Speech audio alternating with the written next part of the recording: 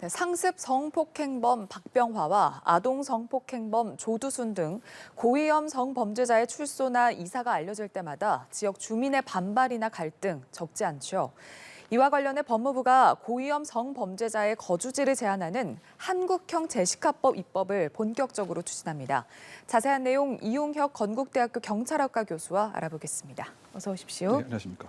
네, 법무부가 고위험 성범죄자의 거주지를 제한하는 내용의 법을 추진합니다. 한국형 제시카법 이렇게 불리는데 이 제시카법이라는 이름에 좀 눈길이 가더라고요. 이 이름이 나온 배경 그리고 이 미국의 제시카법이 어떤 법인지도 좀 설명을 해주시죠. 네, 그 제시카라고 하는 그 9살 그 미국 그 소녀가 잔혹하게 유인되고 성폭행 당한 다음에 또 산채로 또 안매장 당하는 이런 그 사건이었습니다. 그런데 그 범인이 바로 이 제시카라고 하는 소녀 이웃에 거주했던 이 성범죄 관련 전과 경력이 있었던 이런 그 사람이었습니다. 그러다 보니까 그 미국 사회가 그 공분에 그 빠지게 그 되었고요. 예. 그래서 여기에 대한 적절한 그 대책이 그 필요하지 않겠느냐라고 해서 이 제시카라고 하는 이 9살 소녀의 이름을 따서 특정적인 요건에 그 해당되게 되면 예를 들면 아이들이 많이 있는 학교라든가 또는 놀이터, 공원 등에서 우리 기준으로 보게 되면 약 600m 안에는 살지 못하도록 거주를 제한하는 예. 그런 법안이었던 거죠. 그래서 현재 그 미국에서 42개 그 주에서 이 제시카법을 채택을 해서 활용하고 있는데 다만 이제 그 문제가 되는 것은 정말 이와 같은 아동을 대상으로 한 성범죄 또는 만성적 성범죄의 재범률을 낮추는 데 효과가 있느냐 이것에 있어서는 사실상 여러 가지 좀 의문이 많이 있는 것이 연구 결과입니다. 예. 그럼에도 불구하고 일반 시민들의 입장에서는 상당 부분 이것에 있어서 호응을 하고 어쨌든 효과성 여부와는 상관없이 그 42개 그 주에서 채택하고 있는 법이고 그 이름은 제시카라고 하는 성폭력 가해자의 피해 소녀의 이름을 딴 내용이다라고 요약할 수가 있겠습니다. 예, 미국의 제시카법에 대해서 설명을 해주셨는데 한동훈 법무부 장관이 고위험 성범죄자가 출소를 할 때마다 그때마다 국민 불안을 야기하고 또 거주지 논란이 반복이 되었다라면서 이 법안 추진 배경을 설명을 했는데 그렇다면 한국형 제시카법 어떤 내용인지도 설명을 해주시죠. 네, 근데 한국형 말은 이제 제시카법인데 예. 뭐 제가 이렇게 이해하기로는 뭐 제시카법하고는 조금 궤를 달리하는 것이 아닌가 생각이 듭니다. 어떤 면에서 보게 된다면 그 보호 수형을 무엇인가 조금 변형한 모습이 아닌가 이런 생각이 드는데요. 예. 왜냐하면 특정 500m, 600m 이러한 제한을 두는 것이 아니고 아예 국가가 지정한 시설에 예를 들면 만성적 그 성범죄자들, 아동을 대상으로 한 성범죄자라든가 10년 이상의 형을 선고받고 또 3회 이상의 상습성이 있는 그러한 전자 발찌 부착 대상자 그 중에서 선정을 해서 이와 같이 지금 그 500m, 600m 떨어지게 되면 한 곳으로 더 몰리게 되고 서울은 사실상 성범죄자가 거주하지 못하고 구조적으로 그렇게 되겠죠. 물리적 공간이 없다 보니까. 예. 그렇게 되면 이제 그 지방에만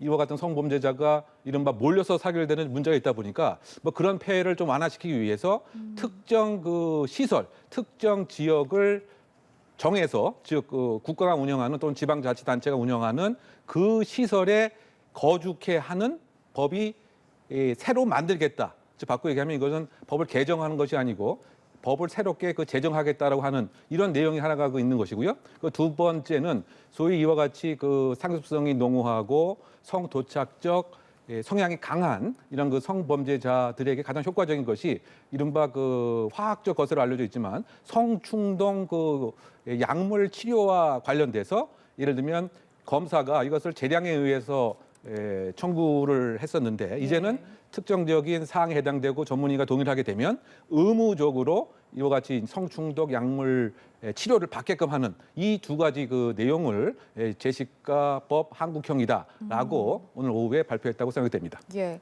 주거지 제한, 주거지를 지정하는 방식 이 법안에 대해서 좀 더 자세히 좀 여쭤보겠습니다.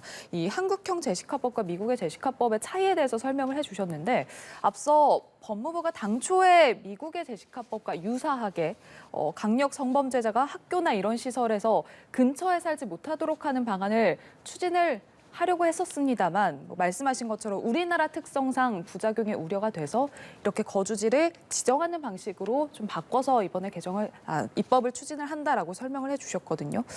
우리나라 특성상 부작용이 우려가 된다 이 부분에 대해서 좀 설명을 해주신다면요. 네, 뭐 기본적으로 우리는 아주 그 인구가 밀집되어 있는 이러한 그 지리적 특성을 갖고 있죠. 예. 만약에 그 서울만 예를 들어도 보육 관련된 뭐 시설이 그 수천 개가 이제 되는데 그것에 500m 반경 안에는 살지 못하도록 한다고 하면 사실상 지금 그 서울에 거주하고 있는 성범죄 경력자들이 모두 다 지방으로 이사를 이제 강제로 가야 되겠죠. 예. 그러면 이제 그 지방에서는 아니 왜 우리 지역만 이른바 이렇게 위험한 사람이 함께 이웃이 돼야 되고 혹시 그 아이들에 대한 공격 행위가 있을 수도 있지 않겠느냐 이러한 점을 가장 문제점으로 꼽을 수가 있고요. 예. 그렇다 본다면 지역에 있어서의 뭐 차별성이 또 생기는 것은 아니냐 이런 문제점을 가장 먼저 생각한 것이 아닌가 뭐 이런 생각이 듭니다. 즉 바꿔 얘기하면 한 지역에서 과연 이와 같은 것을 수용할 수 있는지 어떻게 보면 서울 보호법이 아니냐 뭐 이런 비평적인 시각도 있고요. 예. 책임에 대한 뭐 분산 떠넘기기식 이 아니겠느냐 뭐 이런 것 때문에 이렇게 그 거리를 기준으로 해서 미국처럼 강제적으로 못 살게 하는 이러한 이 접근보다는 예. 아예 한 지역을 즉 여기 지역이라고 하는 것은 특정 건물이죠, 특정 시설이죠. 그렇다 본다면 이런 것에부터 좀 법리적으로도 또 그 자유로울 수가 있고 또 지금 현재 있는 법에 그 근거해서도 전자감독 그 부착 대상자의 의무 중에 하나가 주거가 불분명한 경우에는 국가시설에서 이렇게 거주할 수 있도록 하는 것도 있기 때문에 예. 여러 가지 그 법적인 문제와 차별적인 문제가 해소될 것이 아닌가라고 하는 점에 착안한 것이 아닌가 생각됩니다. 네, 이러한 말씀하신 우려들을 좀 반영한 그런 내용으로 바뀐 것 같은데 일단 지금 한국형 제시카법이 만약에 시행이 된다면 어떤 절차를 거쳐서 시행이 되는지도 궁금하거든요. 누가 신청하고 누가 청구하고 이런 부분에 대해서도 설명을 해주시죠. 뭐 지금 오늘 뭐 밝혀진 내용에만 근거해서 얘기를 하게 되면 일단은 그 보호 그 관찰 소장이 그 지역 여러 가지 그 특성과 또 이와 같은 그 가해자의 범죄의 그 성향 특성 등을 판단해서 검사에게 신청을 하게 되면 그 검사가 이제 법원에 청구를 하게 되는 거죠. 그래서 결국은 이제 이 법원이 하나의 보완 처분의 한 부분으로서 즉 또 다른 어떤 처벌이라기보다는 명령을 하는 형태로 결국은 이제 그 법원의 그 판사가 결정하는 이와 같은 이제 그 과정을 거치게 됩니다. 예. 다만 여기서 이제 이 문제가 되거나 여러 가지 좀 논의가 있어야 할 부분은 과연 이 시설의 성격을 어떻게 그 봐야 하는 것인지, 예. 또 이 시설 자체를 지금 새로 신설할 것인지, 또 이 시설에 강제적으로 거주를 하게 되었을 때 과연 어떠한 규율과 절차를 만들 것인지, 또 지금 가족과 함께 살고 싶은데 내가 이와 같은 하나의 보완 처분 명령으로서 결국 가족과 떨어져서 살아야 되는 이런 부분에 있어서는 소위 이 헌법의 기본권에 대해서 반할 가능성은 사실상 없는 것인지. 그걸 요약하게 되면 이것이 시설 국가가 운영하는 이 교정기관이 아닌 즉 형벌을 집행하는 기관이 아니라고 하더라도 만약에 사실상의 형벌을 부과하는 장소와 동일하게 운영된다고 치면 이것은 또 그 이중 처벌이 아니냐라고 하는 논란이 있기 때문에 예. 지금 같은 절차의 적정성 못지않게 과연 이 시설의 성격을 어떻게 가져가야 되느냐 이 부분이 앞으로의 중요한 논란의 또 초점이 되지 않을까 생각합니다. 예, 말씀하신 것처럼 지금 여러 가지 세부적인 부분 정해야 될 것도 많고 입법까지 넘어야 할 산이 많다, 난제가 많다라는 지적이 이어지고 있거든요. 그러니까 먼저 뭐 보호 관찰관들의 뭐 업무가 가중된다, 그런 부담이 있다라는 지적도 있고 또 하나가 지금 이런 입법이 추진되기 위해서는 가장 먼저 선행이 돼야 될 게 성범죄 전과자의 어떤 주거지 파악이 가장 우선이 돼야 하는 부분인데 지금 뭐 관련 전과자 소재 파악도 안 되는 경우가 있다라고 하거든요. 이 부분 어떻게 보시는지요? 그리고 이제 그런 부분이 이제 앞으로의 이제 그 감독을 얼마큼 이제 그 철저하게 그 가져가느냐. 그런데 만약에 지금 미국의 원래적인 그 제시카법을 그대로 시행하게 되면 그 문제는 더 심각해질 수가 있죠. 왜냐하면 본인이 살 집이 없어서 다른 곳을 찾다가 못 찾게 되면 도대체 어디에 있는지 행방도 모르게 되고 예. 이른바 그 노숙자로 변할 가능성이 더 많기 때문에 사실은 미국의 그와 같은 문제가 여전히 그 우리나라에도 적용될 가능성이 큽니다. 그래서 이제 그런 부분에 있어서는 그나마 한 시설에 소위 그 집중 뭐 관리라고 일단 뭐 표현을 할 수밖에 없을 것 같습니다. 관리를 하게 되면은 그와 같은 이제 문제 자체는 상당 부분 해소가 될 가능성이 있지 않는가 뭐 그런 생각이 드는데요. 또 이 지점에서 또 가장 중요한 것은 과연 이렇게 했을 때 성범죄자의 그 재범을 억제할 수 있는 이 근거가 과연 있는 것인지 예. 이 부분에 대해서 사실상 법무부 장관이 조금 더 설명을 해야 되지 않나 생각이 듭니다. 왜냐하면 지금 그 미국에서 시행했던 그 제시카법 있지 않습니까? 600m 안에는 거주하지 못하게 하는 그것을 여러 가지 연구를 해봤더니 실제적으로 재범을 낮추는 데는 별 효과가 없었다고 하는 결론이었습니다. 다만 시민들은 무엇인가 국가가 어떠한 일을 해주고 있다라고 하는 그런 만족감은 좀 있었고 예를 들면 그 정치적인 표를 얻는 데는 상당히 효과가 있었다라고 하는 연구 결과는 있었지만 아동을 대상으로 한 성범죄자가 사실은 재범을 확연하게 통계적으로 유의미 있게끔 감소가 되었다든가 또는 다른 성범죄의 재범률이 줄어들었다든가 이런 것은 사실상 거의 그 찾아보기 좀 어려웠거든요. 그래서 우리가 이제 이와 같은 법을 시행한다고 한다면 사실상 그 더 중요한 것은 이와 같은 아동을 대상으로 한 그 성범죄자들 또 만성적 성범죄자의 인지 왜곡을 어떻게 치료하고 교정시켜 줘야 되느냐 이 부분에 함께 초점이 맞춰줘야 된다. 즉 그 이 시설을 운영하는 하나의 그 커리큘럼 속에서도 그와 같은 인지 왜곡, 성적 공상 자체를 줄여나갈 수 있는 방안도 함께 있어야지 자칫 잘못하다가는 오히려 성범죄자의 재범률을 역으로 높일 수 있는 이런 위험성이 있다. 왜냐하면 이곳에서 생활하는 사람들이 다 성범죄자만 생활을 하다 보니까 인지 왜곡이 해소되긴커녕 오히려 나쁜 방향으로 정보를 교류하게 되고 나쁜 방향으로 성범죄의 왜곡 성향을 지속시킬 수 있기 때문에 덜렁 시설만 지정하는 것을 국한되지 말고 이와 같은 이제 보호관찰과를 조금 더 적극적으로 활용한다든가 이러한 인프라가 병행되지 않는 한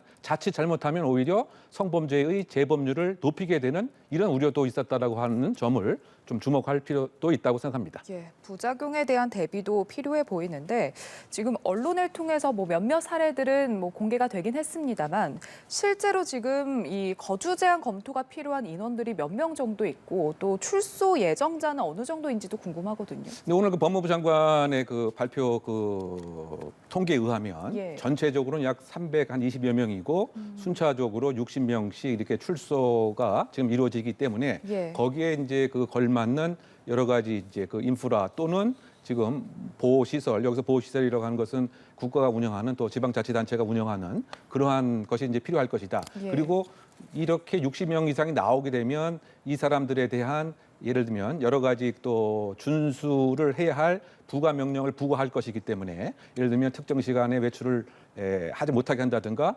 또는 아이가 많이 가는 곳에 접근을 못하게 한다든가 그럼 이런 것 같은 것을 제대로 준수하는가 여부에 있어서 그 보호관찰관의 업무 자체는 많이 이제 늘어나겠죠. 어쨌든 지금 일단 이 시점에서 예상되는 그 대상자 인원은 한 300명 남짓이다. 그리고 앞으로 62명씩 이렇게 나올 수가 있다라고 이제 생각이 되는데 예. 그런데 지금 혹시 지금 이 요건 중에서 기희 이 전자발찌를 부착 대상으로 하고 있고 이미 형은 다 종료했지만 소위 지금 흩어져 사는 이런 그 사람도 사실상 적용의 대상도 될 여지도 있기 때문에 만약 그런 사람까지 포함을 하게 되면 300명을 넘어설 가능성도 있지 않는가. 일단은 제가 정확한 내용을 다 파악할 수 없어서 예.